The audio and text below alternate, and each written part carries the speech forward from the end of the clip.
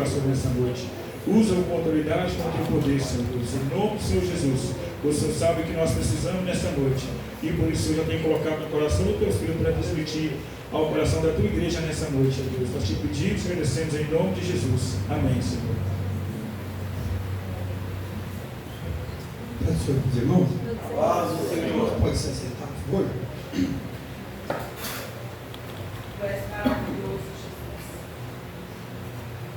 Irmãos, para mim também é uma alegria de uma oportunidade que o Senhor nos dá para poder mais uma vez estar junto com os irmãos e também essa oportunidade de estar compartilhando algo da parte do Senhor. Irmãos,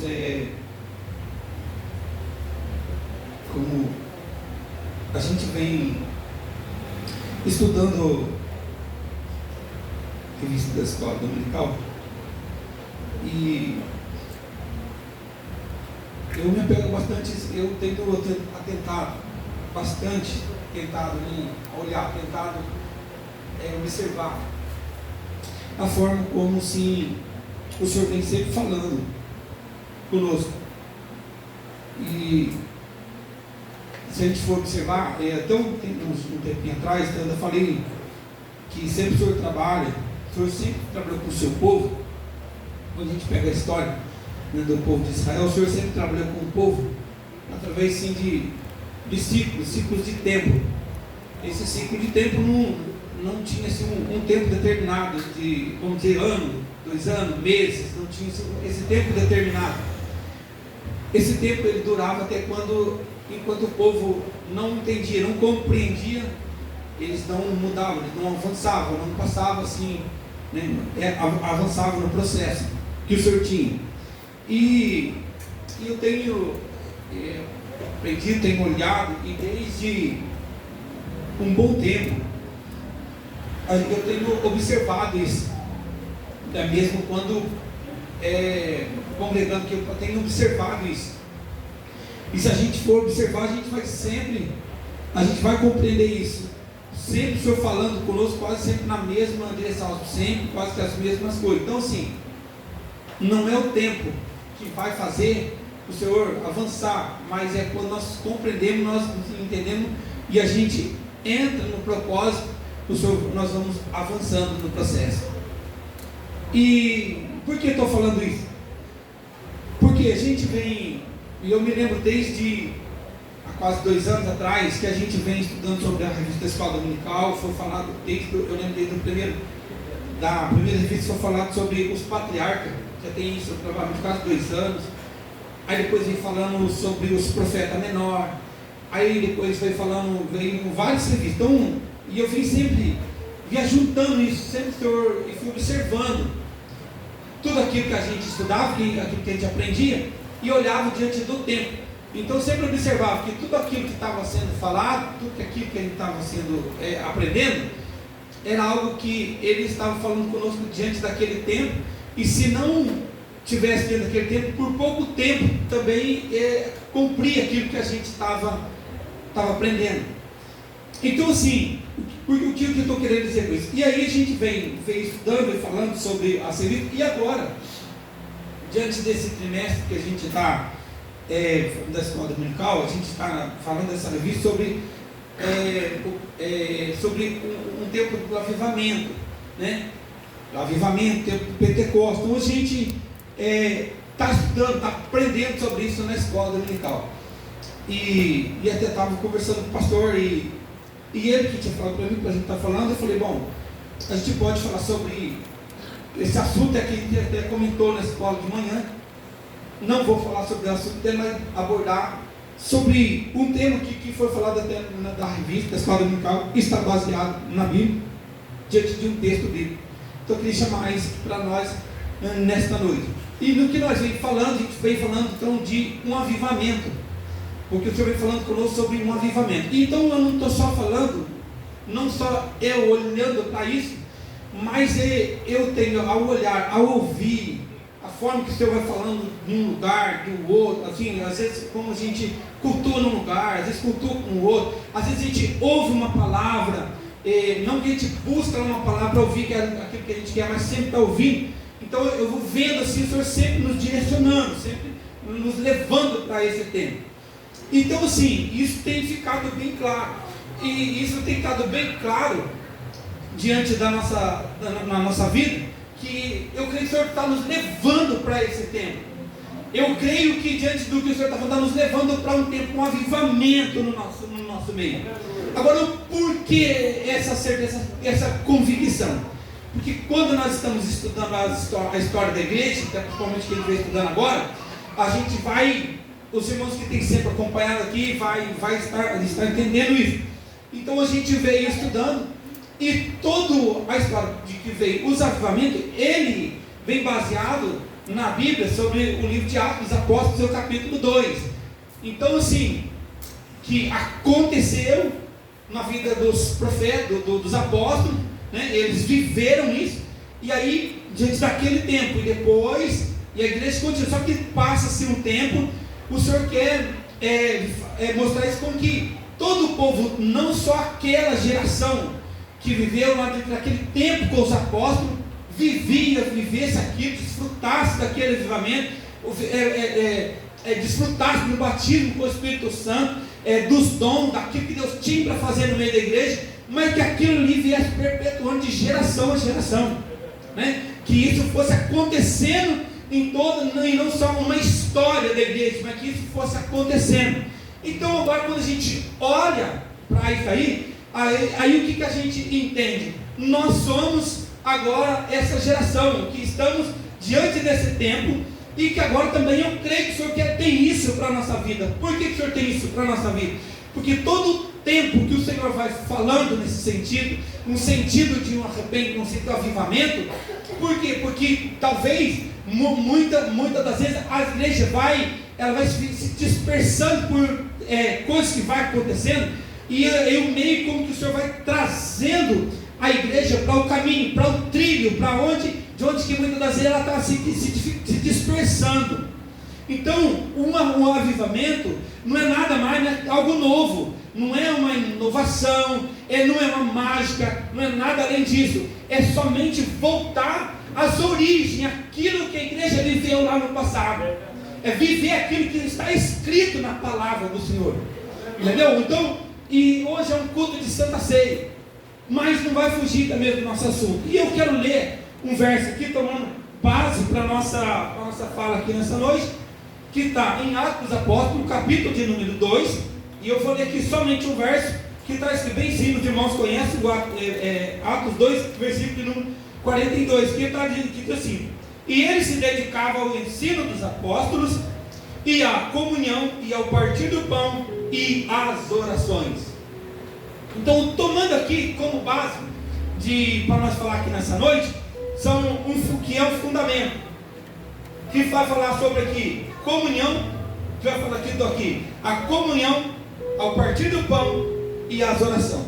Então, tomando isso como base, como um alicerce para a nossa fala, o que é fundamento, o que significa fundamento, o que é base, né? Então, o fundamento, por exemplo, até já falei algumas vezes, fundamento, nós temos aqui esse templo construído, e esse templo está construído em cima de um fundamento, em cima de um alicerce. E qual que é o alicerce desse templo, desse fundamento, desse templo que está a parede, que está construído? São as estruturas, são os pilares que não estão visíveis, que ninguém está vendo, mas toda a sustentação disso aqui está em cima de algo que são a fundamentação desse templo. Então o que tem o fundamento? Qual que é o fundamento? Qual que é a base? É o que está aqui, que a doutrina dos apóstolos. E qual que é a doutrina dos apóstolos? Comunhão, partir do pão e oração. Três elementos, o fundamento, o básico. Então por isso que eu estou sempre falando, não é algo novo, não é inovação, não é uma mágica, é algo que está diante da palavra. Algo que já foi falado isso há mais de 2000 anos atrás. Mas nós já falamos, nós estamos sempre falando nisso. Nós estamos sempre. Só que o grande desafio é nós compreender. Por quê? Agora nós não temos que falar. nós somos os profetas, nós somos os discípulos do Senhor nesta geração. Assim como aqueles irmãos, os apóstolos, os discípulos viveram, passou-se o tempo deles, agora é o nosso tempo. Então agora nós estamos diante de um tempo que agora nós somos agora incumbidos dessa missão de viver isso, de viver, de desfrutar, para que agora nós possamos, a geração que vem atrás de nós, eles entendam, eles compreendam e eles desfrutam disso, para que vai passando, perpetuando isso de geração a geração. Então aqui são 3 elementos básicos que vai falar. Comunhão vai falar para nós, né, o que significa. Quando nós vamos falar de comunhão, vai falar para nós podemos falar da mesa. Comunhão vai falar começando até mesmo dentro da nossa casa. A comunhão, ela começa dentro da nossa casa. Começa a comunhão que muitas das vezes eu coloco na minha mesa, não no sentido de comer, mas quando eu sento para comer na minha mesa, o que eu tenho colocado na minha mesa? Lá eu tenho um ambiente de comunhão, eu, meu filho, minha esposa. Então o que é falado? O que a gente é colocado na mesa? Algo que dá fruto, algo que fortifica, ou algo que muitas das vezes vai minando a nossa fé, muitas das vezes vai entristecendo o Espírito Santo, algo que nos aviva, algo que está falando que é dando lugar para o Espírito Santo, ou algo que muitas das vezes entristece o Espírito Santo. Então está falando de comunhão. Comunhão está falando da comunhão, o relacionamento que eu tenho com os irmãos, o relacionamento que eu tenho com as pessoas do meu trabalho. Vai falando, então todo está falando de comunhão, né? Então isso que é um fundamento. Por quê? Porque a igreja naquele tempo entendeu e viveu isso diante daquele tempo. Um fundamento, comunhão.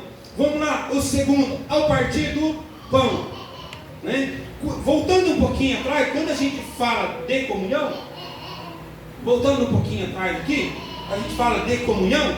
Eu quero que põe para mim Romanos capítulo 16, verso 17. E o porquê que eles estavam falando sobre isso? Porque quando os apóstolos, quando os discípulos, quando eles vivem, eles também um pouquinho na frente, o Atos dos Apóstolos é escrito um pouco antes de Romanos, mas porém, Paulo já alertava os irmãos de Roma, falando assim, se dando a preocupação com o que também ia acontecer diante daquele tempo. Então o que ele fala? Eu rogo-vos, irmãos, que noteis os que promovem dissensões e escândalo contra a doutrina, e que aprendestes, desviai-vos deles. Então olha aí, então põe o 18 também, por favor, o 17 e 18, olha lá. Porque os tais não servem ao nosso Senhor Jesus Cristo, mas ao seu ventre, e com suaves palavras e lisonjeias ignoram a coração dos simples. Então são pessoas que não nutrem a comunhão, que não valorizam a comunhão. Então Paulo já nessa carta que ele escreve aos Romanos, ele já está alertando os irmãos, ele já está falando para os irmãos a respeito disso aí, que eles iam enfrentar esse tempo também, né? É a doutrina dos apóstolos, né? Que está falando. Vamos lá, o segundo, o partir do pão. O partir do pão também vai falar do que? A gente olhar, é algo que muitas das vezes a gente fala, né? Nós temos, e eu não estou apontando, eu quando começo a olhar para isso, eu olho muito para dentro de mim. Então não estou aqui apontando, porque muitas das vezes eu estou falando muito do partir do pão, mas às vezes as minhas atitudes são poucas. Partir do pão é compadecer da necessidade do próximo. Às vezes eu olho e eu julgo, só está padecendo porque ele está fazendo isso, mas a Bíblia não fala para mim. A Bíblia fala para mim fazer o bem e não olhar a quem. Então eu não tenho direito de julgar. A palavra, ela fala para mim, é o que eu tenho que fazer. Então é estender a mão. A Bíblia nós aprendemos, nós estudamos até um tempo atrás, e até os juniores vieram e falou que esses dias atrás, aprenderam sobre. A Bíblia fala para nós amar a misericórdia. Então se a gente só tem misericórdia, é mais para nós amar a misericórdia. E quando fala de amar a misericórdia, o que é isso? Ele está falando de compadecer da necessidade do próximo, de olhar, né? Então E isso é o que eles pregavam, isso era a doutrina dos apóstolos, de um se compadecer um do outro das suas necessidades, das suas dificuldades, das suas dores, né? E também alegrar também com aquilo que as pessoas estão se alegrando, né? Então, são 3 fundamentos, são básicos, está vendo que, irmãos, é coisa básica, não são coisas novas, não são inovação, não precisamos não, são básicos. Só que muitas das quando a gente começa a olhar, aí eu começo a olhar para mim. Será que eu tenho aplicado isso na minha vida? Será que eu tenho olhado? Será que eu tenho vivido? Será que isso então me faz olhar para isso daí? Porque é o caminho, é o que levou o povo a viver diante daquele tempo. E aí, por quê? Porque quando a igreja se reúne em Atos capítulo 2, no capítulo 1, a gente vai entender que o Senhor Jesus foi morto, agora ele ressuscita e ele vai ao céu. Então agora, o que aconteceu? Está uma promessa. E o Senhor Jesus disse: convém que eu vá, porque se eu não for, o Consolador não virá. Então o próprio Jesus fala isso: convém que eu vá, que se eu não for, o Consolador não virá. E agora, começa a ser o início, e aqui agora a igreja está esperando, né, por uma promessa, que a vinda do Espírito Santo no dia de Pentecostes. Então vamos lá. E quando a igreja recebe essa promessa, agora a igreja, ela inicia, a igreja então iniciou as suas atividades movida pelo Espírito Santo. Então, quando o Espírito Santo, quando os apóstolos são revestidos do Espírito Santo, porque agora a igreja, ela é movida pelo Espírito Santo, ela não é dirigida, ela não é algo que é dirigida, algo que precisa ser, como que fala, como faz uma empresa, quem dirige uma empresa, quem cuida uma, não, a igreja, ela não é administrada, ela é guiada pelo Espírito Santo. Então é o Espírito Santo agora que movimenta a igreja. E a igreja, eu não estou falando do templo, estou falando da minha vida e a sua vida, porque agora a igreja é eu e você, e o Espírito Santo agora, ele habita em mim e habita em você. Então agora, todo o movimento da nossa vida, ele é feito pelo Espírito Santo. Porque isso aqui está revista da escola dominical, nós aprendemos aqui, que agora a igreja é movimentada pelo Espírito Santo.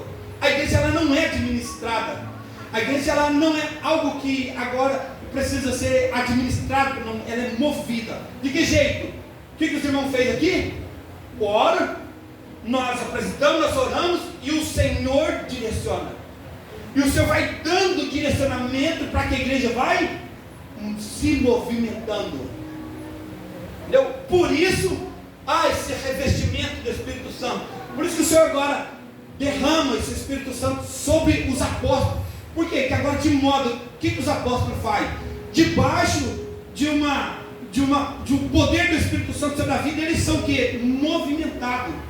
Eles visitam, eles pregam, eles cultuam, eles se reúnem, eles repartem o pão, eles mantêm comunhão, eles oram. Agora é essa movimentação da igreja movida pelo Espírito Santo, de modo que agora vai crescendo. Isso vai crescendo o amor, vai se fortalecendo nessa comunhão, vai se fortalecendo no partir do pão, ao ponto que isso vai sendo acrescentado dia e após dia. E agora eu quero ir para o terceiro tópico, que vai falar sobre oração. Terceiro tópico, o terceiro ponto que ele vai falar, que a igreja é movida pela oração. E aqui, irmãos, é um tópico, eu sei que é um assunto bastante falado, né? A gente fala bastante nisso, mas por que é bastante falado? Porque é algo que o Senhor está aqui. E quando a gente vai pegar aqui todo esse ensinamento dos apóstolos, o ponto principal deles está falando da oração. O ponto principal, ele foca aqui, comunhão, partir do pão, mas um dos pontos que eles que mais é tocado é na oração. E eu até li algo que estava na Bíblia, não tem uma Bíblia de estudo, a Bíblia Pentecostal. Eu quero ler aqui o que estava na Bíblia. Olha só, irmão, o quanto é importante. Os crentes do Novo Testamento enfrentavam perseguição em oração fervorosa, e a sustentação pairava impossível. E Tiago fora morto, e Herodes mantinha Pedro na prisão, e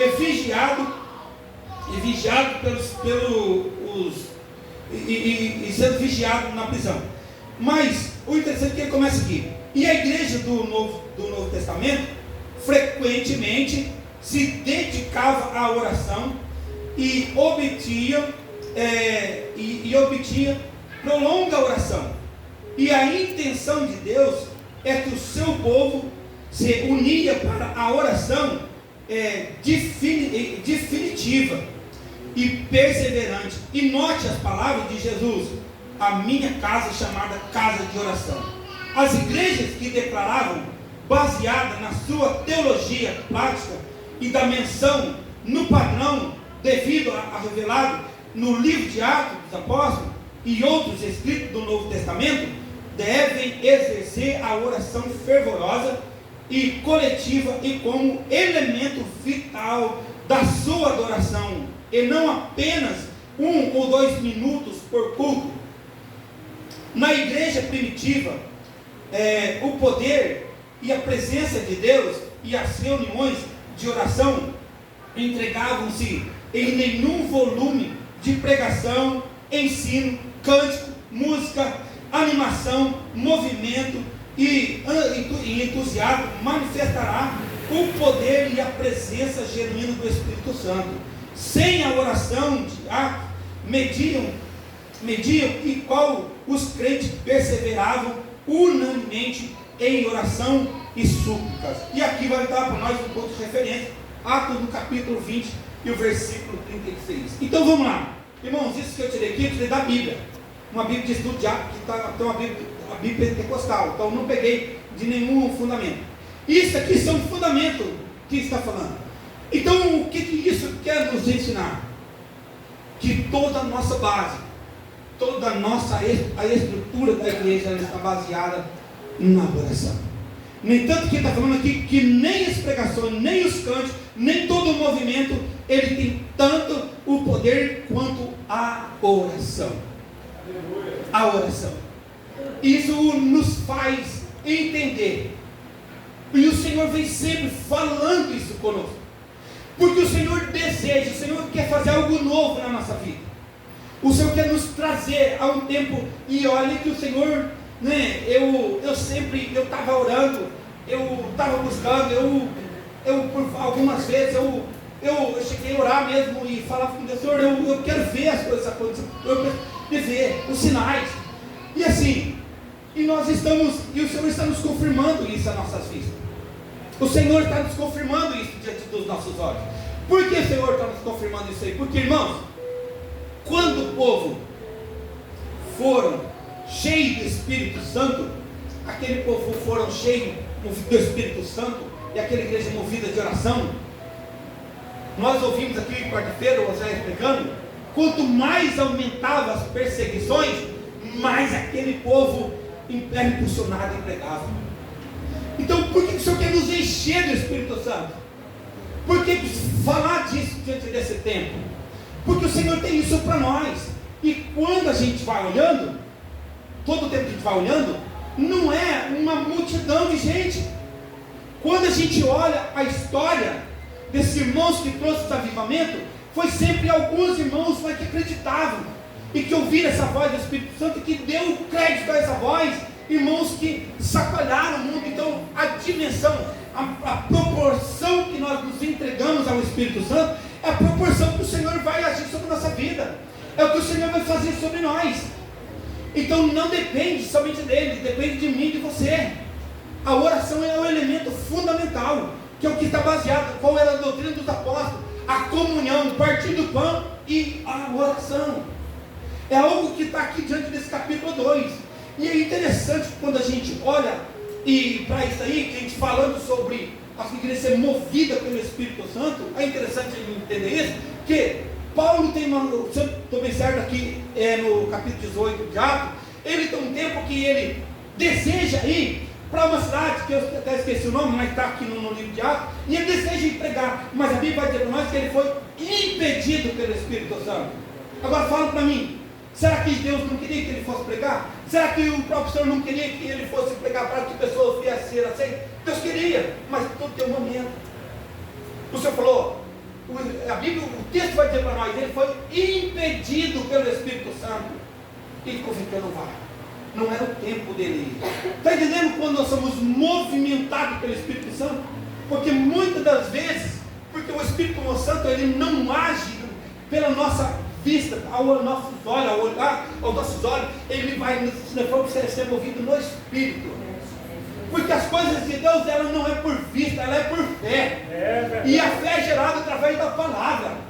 E aí, à medida que nós nos colocamos em oração, nós nos rendemos diante do Senhor, nós estamos humilhando diante do Senhor. É o tempo, e a oração não é uma oração, muitas vezes quando nós nos colocamos só para pedir algo, por intermédio de algo que nós estamos vivendo, mas quando nós nos deleitamos diante do Senhor, nós temos no Senhor o nosso prazer. Quando nós não buscamos mais ao Senhor, mas nós tenhamos prazer em buscar o Senhor. Agora temos prazer em orar. Agora temos prazer em passar um tempo ali diante do Senhor. Eu já me deleito no Senhor. Eu já não tenho uma ansiedade. Muitas das vezes eu até me coloquei de Senhor em oração, em busca de alguma coisa, em busca de uma necessidade, mas de repente eu estou sendo tomado de uma forma assim, que aquela necessidade, ela para mim já não se tornou mais importante. Eu tenho meu prazer, eu deleito no Senhor. Então isso está falando para nós, não é só um minuto, não é só um tempo de oração, mas é a prática da oração. É o tempo nosso de oração diante do Senhor. Isso é um dos alicerces, uma das coisas que os discípulos, os apóstolos viveram. E a gente vai ver que eram pessoas sem muito conhecimento, não tinha, nem todos, não tinham muito um conhecimento, a cultura era de uma, então que quando eles aqui estão falando em novas línguas, quando os outros vêm e falam, mas não são uns galileus, o que eles estavam dizendo? São esse pessoal que não tem nem cultura, que não tem nem conhecimento, não são eles que estão falando essa língua. Eu não estou falando, irmão, que nós temos que ficar, se nós não temos que meditar, buscar na palavra, temos sim que buscar. Mas o que nós precisamos de entender? Na medida que nós nos colocar diante do Senhor, o Senhor vai agir sobre a nossa vida. O Senhor vai fazer. O Senhor deseja, é vontade dele de fazer. É vontade dele de levantar um povo, que é vontade dele de levantar essa geração. Eu ainda creio, isso dói, isso funciona no meu coração. Eu creio que o Senhor quer fazer algo no nosso meio, nesse tempo, na nossa geração, para que nós possamos marcar a nossa história, assim como muitos dos irmãos do passado marcaram a sua história. Mas o que muitas das vezes, sabe o que nos prende muitas das vezes? Muitas das vezes na nossa vida, não é que Deus não quer fazer, até a nossa forma de pensar. A forma como que muitas das vezes ainda nós, já libertos por Cristo, mas agimos como escravos. Mas como eu não vou fugir da palavra, não, irmãos. Vamos olhar o que está escrito em Números, no seu capítulo, número 14, só para encerrar, eu já vou encerrar. Em Números, no capítulo 14,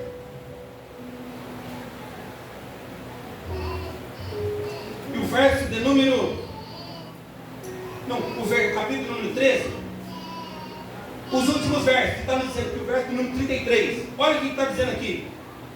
Vimos também que os gigantes e os descendentes de Enaque, diante de quem parecíamos gafanhotos, a nós e a eles. Aqui estamos diante de um texto, eu vou só para a gente entender. Aqui estamos diante de um texto, quando está falando, quando Moisés separa os 12 espias para espiar a terra de Israel. Só que dentre os 10, dentro dos 12, que ele manda, 10 dos que descem, qual é a mensagem, qual o relatório que eles passam? Lá tem gigante, a terra é boa, eles escolheram o fruto, eles pegaram o fruto, a terra é boa, mas só que tem gigantes, lá tem homem que pode consumir a cidade. 2 enxergam e olham as coisas diferentes, mas olha que aqueles 10, o que eles dizem? Olha só, o que eles dizem aqui? Vimos também os gigantes e os descendentes de Enoque, diante de quem parecíamos como gafanhotos. Se não bastasse eles olhar como gafanhoto diante daqueles homens, e ele ainda fala assim, a nós e a eles. Eles não só olham diante da adversidade como gafanhoto, como eles olham, eles estão olhando para nós também como gafanhoto. Está vendo a diferença?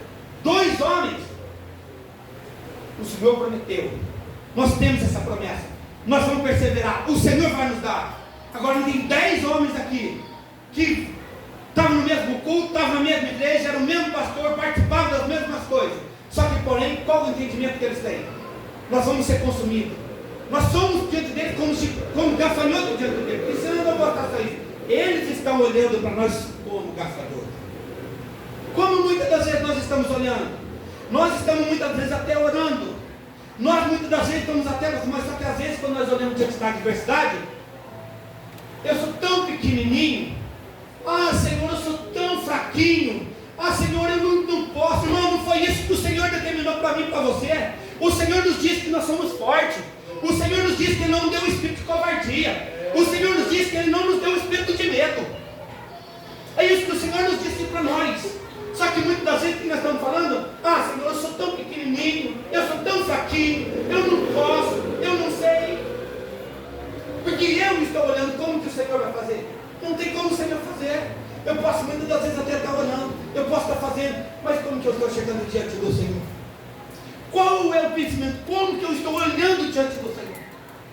Diante do Senhor. Porque esses 10 homens conseguiram, não só eles, ser influenciados por esse pensamento, mas influenciar toda a nação que estava esperando o relatório deles. E a gente sabe que vimos a tragédia que foi.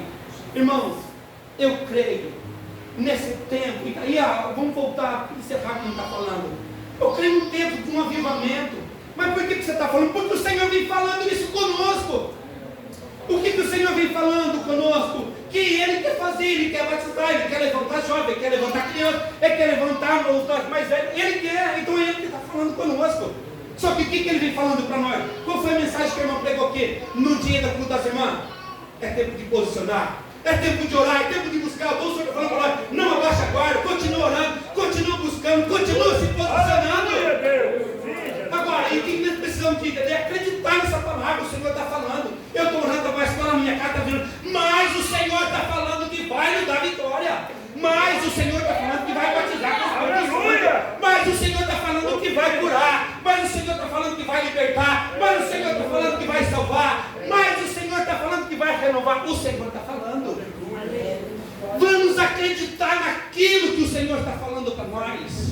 Naquilo que o Senhor tem falado. Quando nós pegamos essa palavra e nós começamos a meditar nela, nós estamos ouvindo o que o Senhor está falando para mim, para você. Não deixa que o inimigo sopra no teu coração, no meu coração, nos engana e nos deixa duvidoso. Nós vamos acreditar nessa palavra. Por quê? Porque nós somos a geração desse tempo. Nós somos esse povo que vai fazer a diferença diante desse tempo. Não virão outros assim. É o nosso tempo. Nós possamos ser a geração desse tempo, a geração de um avivamento. Sabe por quê, irmãos? Porque quando nós estudamos, vai ver que muitas coisas foram minadas, e isso trouxe muitas das vezes um esfriamento, trouxe muitas das vezes uma dispersação. E o Senhor por que o Senhor está nos falando? Porque quando fala de um avivamento, fala de arrependimento. Arrependimento, não tem avivamento se não houver um arrependimento. Não tem como. Por isso que é necessário sermos cheios do Espírito Santo. Só conseguimos reconhecer nossos pecados quando nós temos o Espírito Santo nos tomando. Ser cheio do Espírito Santo não é nós ter mais dele, mas é ele ter mais de nós. É ele ter que eu oro mais, é ele ter que eu busco mais, é ele ter que eu jejuo mais, é ele ter que eu medito mais na palavra dele. Não é ele mais de mim, é eu ter mais dele. Eu dedicar mais a minha vida a ele. Então o Senhor quer, o Senhor deseja fazer na minha vida, na tua, porque há uma promessa dele. Se estamos falando, não é somente por um acaso, não é uma fala aleatória, não. O Senhor vem falando isso conosco, o Senhor vem falando. Agora, muitas das vezes, e eu acredito, irmão, o tempo de um avivamento, teve tempo de avivamento que veio por grandes homens, onde pregavam e arrastavam multidão. Mas eu creio também num tempo de avivamento que o Senhor pode trazer através da minha vida, da tua vida de oração, da nossa vida, do nosso entendimento, talvez nosso tempo de oração, dentro da nossa casa, da nossa vida de oração. Eu acredito nisso, porque o Senhor tem falado isso conosco. Então essa palavra eu queria compartilhar com você. Não deixa aquilo que tem sido falado da parte do Senhor, não deixa que isso venha chegar distorcido no teu coração, entender de uma forma distorcida. Tem luta? Tem gigante? Tem, mas que nem Josué e Caleb, ele fala, mas olha, se nós formos totalmente fiel ao Senhor, o Senhor, esse povo serão como pão, nós vamos destruir ele como fosse pão. Isso era o que eles enxergavam, e os outros enxergaram como se ele fosse destruído como um gafanhoto. A decisão é minha, a decisão é tua, mas o Senhor, a palavra que o Senhor tem, Ele quer fazer, Ele quer trazer avivamento, Ele quer produzir algo novo na nossa vida. Amém, irmãos? Essa é a palavra que o Senhor tem sentado no meu coração e eu quero compartilhar com você nessa noite. Eu agradeço aqui a minha oportunidade em nome de Jesus.